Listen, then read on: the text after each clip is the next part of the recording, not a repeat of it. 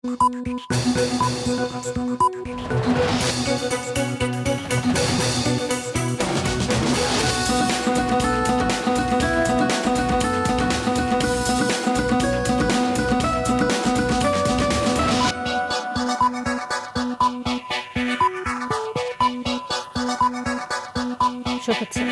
সবাইকে স্বাগত রাতের মাছরাঙা সংবাদে আপনাদের সঙ্গে আছি কাজী রওশনুরা সাকি।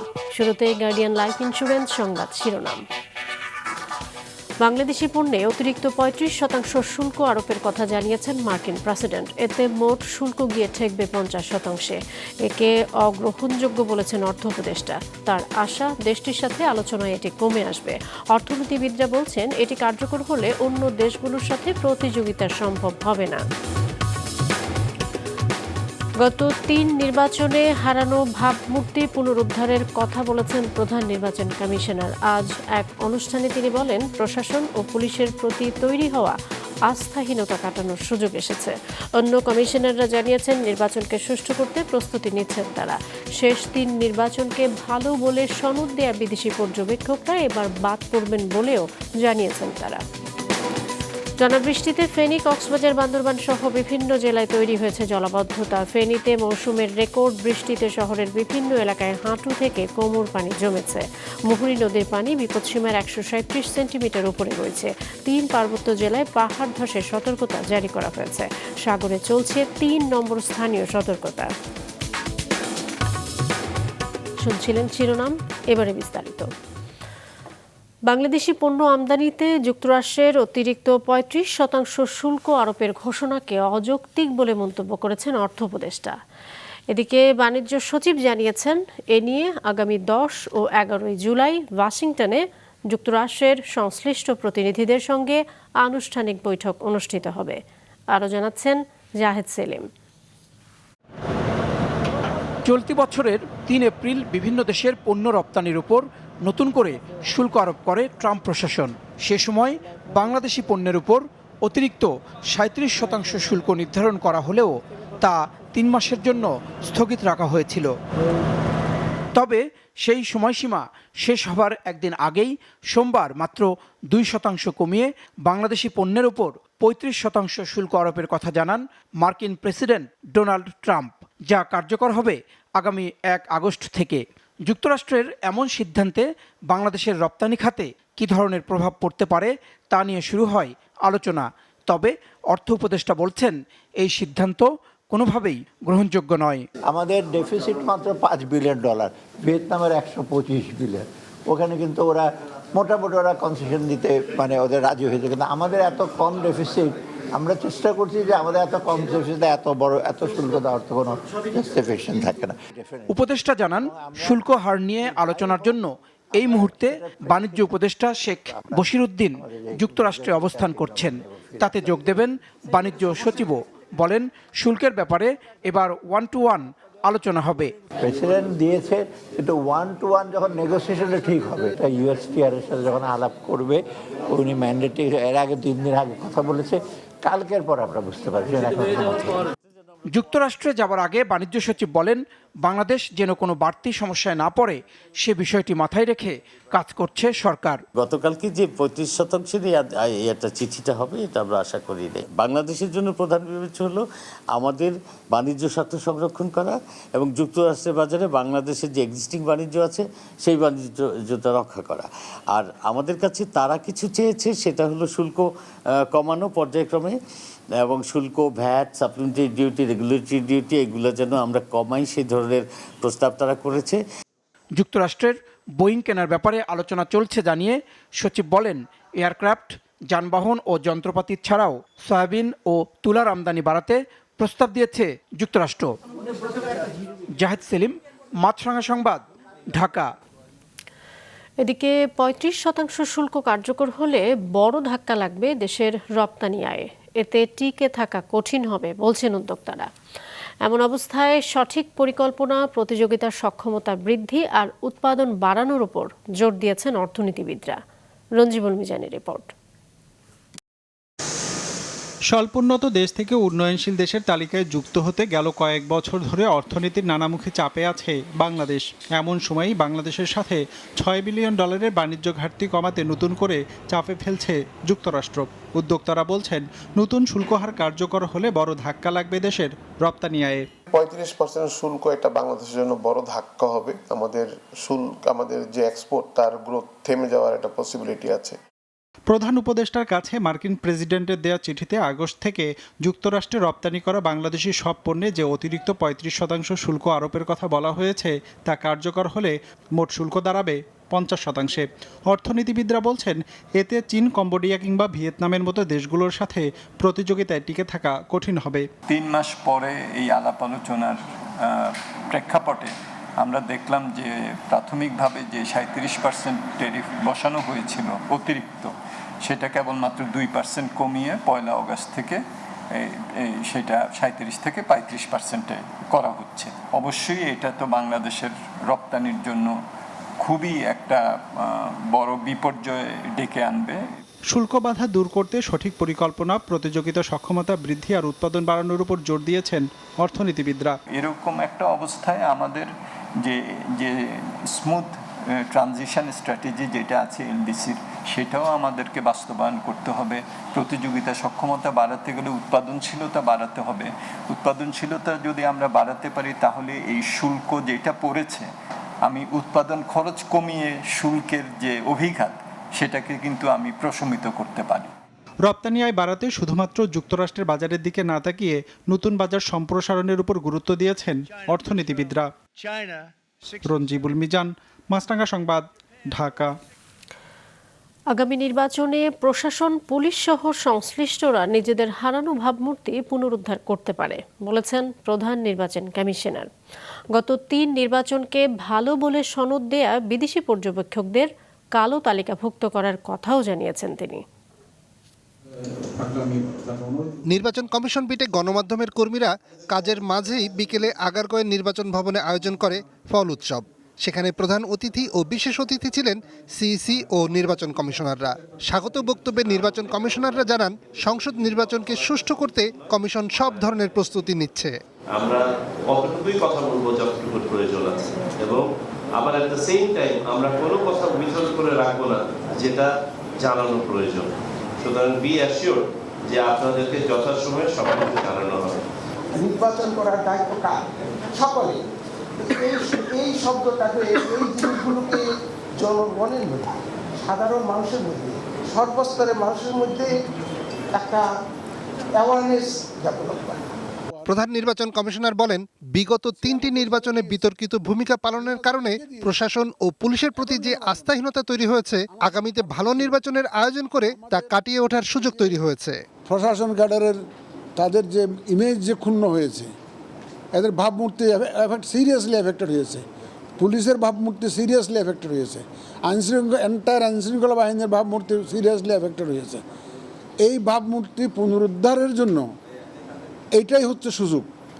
আমি আমার কলিগরা, আমার সহকর্মীরা যারা এই ইলেকশনের সাথে জড়িত থাকবেন, তাদের কাছে করজোড়ে আবেদন জানাবো যে আপনারা মানুষের শ্রদ্ধা অর্জনের চেষ্টা করুন।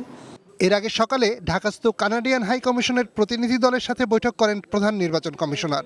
বৈঠক শেষে সিইসি সাংবাদিকদের জানান, গত 3টি নির্বাচন ভালো হয়েছে এমন সনদ দেওয়া বিদেশি পর্যবেক্ষকদের কালো তালিকাভুক্ত করা হচ্ছে। যে সমস্ত পর্যবেক্ষক গত 3টা নির্বাচনকে সার্টিফিকেট দিয়েছে যে খুব সুন্দর নির্বাচন হয়েছে, অ্যাকসেপ্টেবল, ক্রেডিবল নির্বাচন হয়েছে, তো তাদেরকে কি আমাদের নেওয়া উচিত? আমরা নিব, দেখে শুনে নিব যারা ডিপেন্ডেবল, রিলায়েবল এবং যাদের এক্সপিরিয়েন্স আছে। আমি ফরেন অবজারভারের কথা বলছি। নির্বাচনী প্রচারে এআই প্রযুক্তি ব্যবহারের সচেতনতা সহ এর অপব্যবহার ঠেকাতে কানাডার সহযোগিতা চেয়েছে কমিশন। নিয়াজ মোর্শেদ, মাছরাঙা সংবাদ, ঢাকা। কয়েকদিনের টানা বৃষ্টিতে ফেনী, কক্সবাজার, বান্দরবান সহ বিভিন্ন জেলায় তৈরি হয়েছে জলাবদ্ধতা। ফেনীতে রেকর্ড বৃষ্টিতে বিভিন্ন এলাকায় হাঁটু থেকে কোমর পানি জমেছে। মুহুরী নদীর পানি বিপদসীমার 137 সেন্টিমিটার উপরে বইছে। Desk report. লঘুচাপ ও সক্রিয় মৌসুমি বায়ুর প্রভাবে সারা দেশে বৃষ্টি হচ্ছে। রেকর্ড বৃষ্টিপাত হয়েছে ফেনীতে। গতকাল দুপুর 12টা থেকে আজ একই সময় পর্যন্ত জেলায় 347 মিলিমিটার বৃষ্টিপাত রেকর্ড করা হয়। ফলে শহরের বিভিন্ন এলাকায় তৈরি হয়েছে জলাবদ্ধতা। 24 ঘন্টায় 157 মিলিমিটার বৃষ্টিতে কক্সবাজারের রামু, উখিয়া ও টেকনাফ সহ উপকূলীয় উপজেলার অর্ধশতাধিক গ্রামে জলাবদ্ধতা তৈরি হয়েছে। এতে অন্তত 2 লাখ মানুষ পানিবন্দী হয়ে আছে। 3 পার্বত্য জেলায় পাহাড় ধসের সতর্কতা জারি করা হয়েছে। আপনাদেরকে আশ্রয় কেন্দ্রে আসার অনুরোধ গ্রহণ করা হচ্ছে। আর তো মাদার মানতে পানি খাজা হরমোন জান্নারের মাইয়া সালে কলেজ স্কুলে জান্না পারে। আর উত্তর শ্রীকুল, দক্ষিণ শ্রীকুল সম্পূর্ণ ঘর এখন পানির। সাগরে 3 নম্বর স্থানীয় সতর্কতা দেখাতে বলা হয়েছে। মাছ ধরার ট্রলারগুলোকে নিরাপদ আশ্রয়ে থাকতে বলা হয়েছে।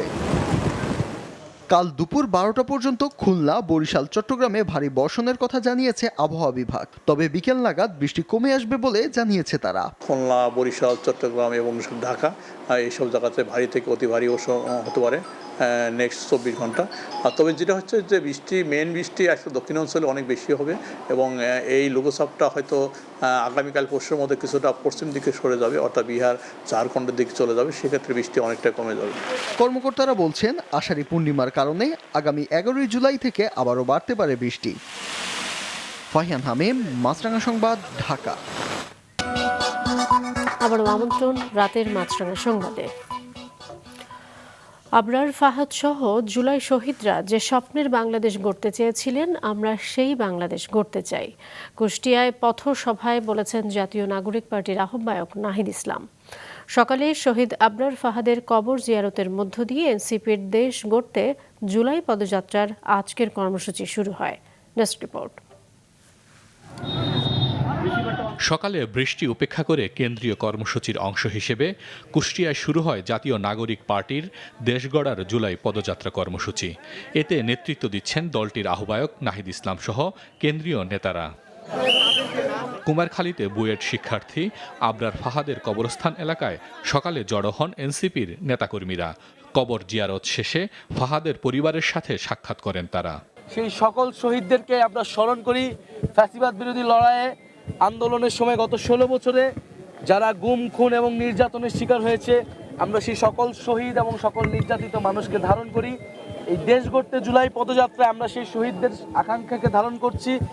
সেই শহীদরা যেই স্বপ্নের বাংলাদেশ দেখেছিল, যেই স্বাধীন সার্বভৌম মর্যাদার বাংলাদেশ স্বপ্ন দেখেছিল, যে বাংলাদেশপন্থী রাজনীতির উত্থান তারা করতে চেয়েছিল, আমরা সেই রাজনীতি করতে চাই। সেই আহ্বান আমরা পুরো দেশবাসীকে জানাচ্ছি।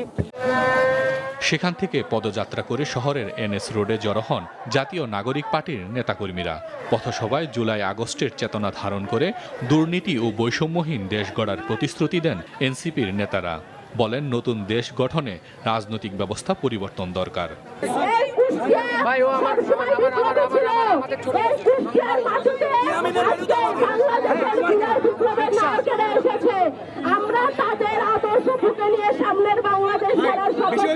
কুষ্টিয়াবাসীকে সেই সংগ্রামে আহ্বান জানাচ্ছি এবং শহীদ আবরার ফাহাদ, শহীদ ইয়ামিন তাদের আশা আকাঙ্ক্ষাকে ধারণ করে কুষ্টিয়ার মানুষকে সাথে নিয়ে আমরা কুষ্টিয়াবাসীর জন্য, সারা দেশের মানুষের জন্য একটি বৈষম্যহীন গণতান্ত্রিক বাংলাদেশ উপহার দিব।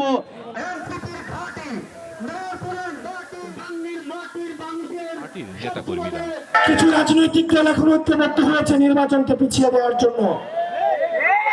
তারা সংস্কারও চায় না, তারা বিচারও চায় না। এটি করে করে এখন তারা নির্বাচনকে পিছিয়ে দিতে যাচ্ছে।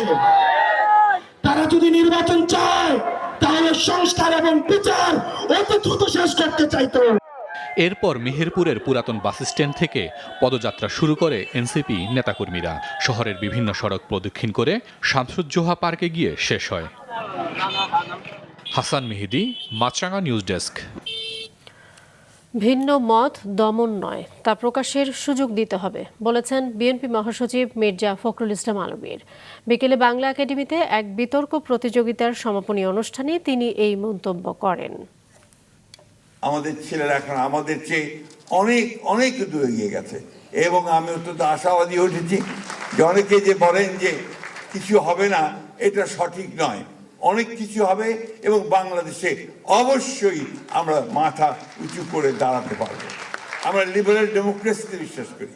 আমরা বিশ্বাস করি যে আমার কথা বলার স্বাধীনতা থাকতে হবে, তোমারও কথা বলার স্বাধীনতা থাকতে হবে, এবং এটাই হচ্ছে উপযুক্ত একটা ডেমোক্রেসি। প্রাপ্য টাকার দাবিতে রাজধানীর শাহবাগে জুলাই শহীদ স্মৃতি ফাউন্ডেশনের অফিস কক্ষ ভাঙচুর করেছেন জুলাই গণ অভ্যুত্থানে আহতদের কয়েকজন। সন্ধ্যার পর রাজধানীর বারডেম হাসপাতালের পাশের ওই অফিস কক্ষে প্রথমে তালা লাগানো হয়। পরে জুলাই শহীদ স্মৃতি ফাউন্ডেশনের কর্মচারীদের সঙ্গে তর্কের এক পর্যায়ে সেখানে ভাঙচুর করা হয়।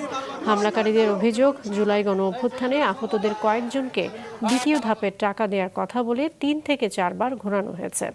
পরে ফাউন্ডেশনের সিইও সমস্যার সমাধানের আশ্বাস দেন। একের পর এক মামলা আর আদালতের নিষেধাজ্ঞায় থমকে গেছে পাবনার ঐতিহ্যবাহী ইছামতি নদী পুনরুদ্ধার প্রকল্পের শহরাংশের কাজ। শহীদুল ইসলামকে সাথে নিয়ে উৎপল মিটার রিপোর্ট।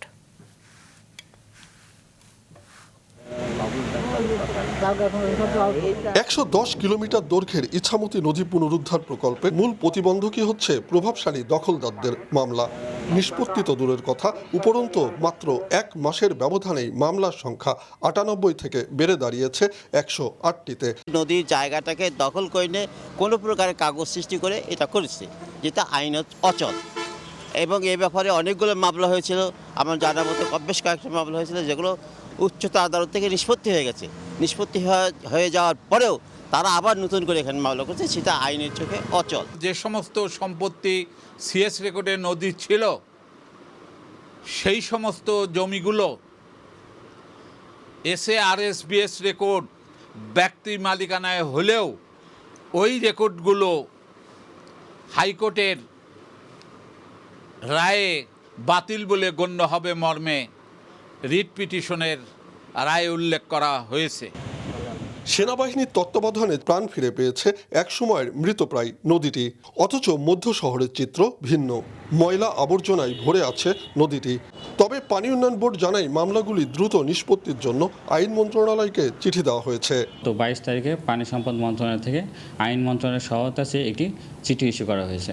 আমরা আশা করছি দ্রুতই মামলাসমূহ নিষ্পত্তি হবে এবং আমরা ইয়াতে কাজ শুরু করতে পারবো। বিগত সময়ে বারবার ইছামতি পুনরুদ্ধারের উদ্যোগ ভেস্তে গেলেও এবার সেনাবাহিনীর তত্ত্বাবধানে এ কাজ বাস্তবায়িত হয় আশাবাদী স্থানীয়রা।